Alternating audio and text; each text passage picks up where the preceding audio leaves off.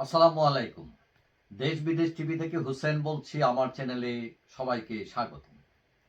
Doctor Yunus এখন ক্ষমতায় আছেন, তার সাথে আছেন ছাত্ররা, অন্যান্য দলগুলো সাপোর্ট করছে, বাইরে আছে আওয়ামী লীগ, জাতীয় পার্টি 14 দল, তারা অনেকটা কোণঠাসায়। এখন ডক্টর ইউনূস সাহেব এই পরশুদিন গেছিলেন তিনি দুবাই, এবং সেখানে মধ্যপ্রাচ্যের একটি মিডিয়া দ্য ন্যাশনালের সাথে একটা ইন্টারভিউ দিয়েছেন, এবং সেখানে তিনি বলেছেন যে হাসিনার বিচার করতে না পারলে মানুষ আমাদের ক্ষমা করবে না। এবং তিনি এটাও বলছেন যে আওয়ামী লীগ সরকারের গুরুত্বপূর্ণ ব্যক্তিদের বিচারের আওতায় আনা হবে, বিচার এড়ানোর কোনো সুযোগ নাই। এবং তিনি এটাও দাবি করেছেন যে ইতোমধ্যে ওই যে জুলাই আগস্ট বিপ্লবে প্রায় 1400 জন নিহত হয়েছেন, এবং শেখ হাসিনাকে ফেরত চাওয়ার জন্য তারা চিঠি দিয়েছেন।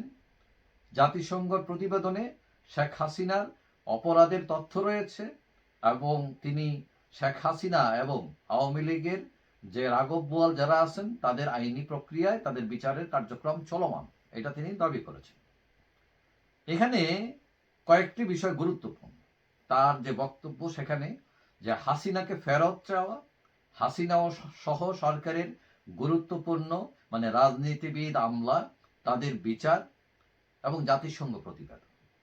প্রথমত হাসিনাকে ফেরত, কারণ ভারত বিষয়টি পাত্তাই দেয়নি। কিন্তু এখন বিষয়টির সাথে জাতিসংঘের মানবাধিকার কমিশনের রিপোর্ট সম্পৃক্ত হয়েছে, এবং যেটি শেখ হাসিনার বিপক্ষে যায়। তবে বাংলাদেশের সাথে ভারতের যে চুক্তি, এই চুক্তির বিভিন্ন ধারা আছে, এবং এই ধারা যে কোনো একটি ধারার কথা উল্লেখ করে ভারত বাংলাদেশের প্রস্তাবকে প্রত্যাখ্যান করার সুযোগ আছে, এবং সেটা হয়তো ভারত করবে, এবং এটা অনেকেই মনে করে এবং সরকার মনে করে। দ্বিতীয়ত, যেসব ইস্যুতে মামলা হয়েছে, অনেক আইনজীবী এইসব মামলা টিকবে না বলে জানিয়েছে, কারণ এগুলো হচ্ছে গণমামলা, ভিত্তি নাই। দেখা গেল যে লোক মামলা করেছে বা যাদের লোক মামলা করেছে এদেরকে চিনে না, যে জায়গায় ঘটনা ঘটেছে ওইখানে সে জীবনে কোনোদিন যায়ও নাই। অর্থাৎ অনেকটা ওই যে মামলা বাণিজ্যের মধ্যে এটা পড়ে। তবে দুর্নীতির মামলায় অনেকেই ফেসে যেতে পারেন বলে কেউ কেউ ধারণা করছেন।